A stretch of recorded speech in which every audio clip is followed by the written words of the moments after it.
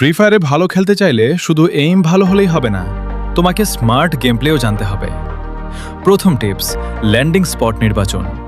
অনেকেই শুরুতেই hot drop দেয়, কিন্তু এতে দ্রুত মারা যাওয়ার চান্স বেশি থাকে। তাই সেফ জায়গায় নামো, আগে লুট নাও, তারপর ফাইট করো।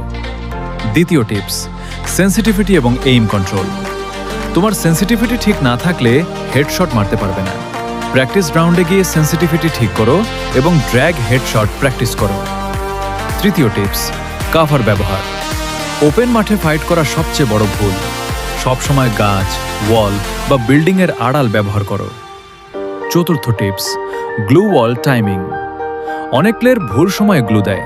এনিমি শুট শুরু করলে সাথে সাথে ব্লু ওয়াল বসাও, এতে ড্যামেজ কমবে। পঞ্চম টিপস, সাউন্ড অ্যাওয়ারনেস। হেডফোন ব্যবহার করো এবং এনিমি ফুটস্টেপ শোনার চেষ্টা করো। এটা প্রো প্লেয়ার হওয়ার সবচেয়ে গুরুত্বপূর্ণ স্কিল। ষষ্ঠ টিপস, পজিশনিং। সময় হাই গ্রাউন্ড বা সেফ জোনের এজে থাকার চেষ্টা করো, এতে এনিমি কন্ট্রোল করা সহজ হয়। সবশেষে প্র্যাকটিস, পেশেন্স এবং স্মার্ট ডিসিশন তোমাকে প্রো প্লেয়ার বানাবে।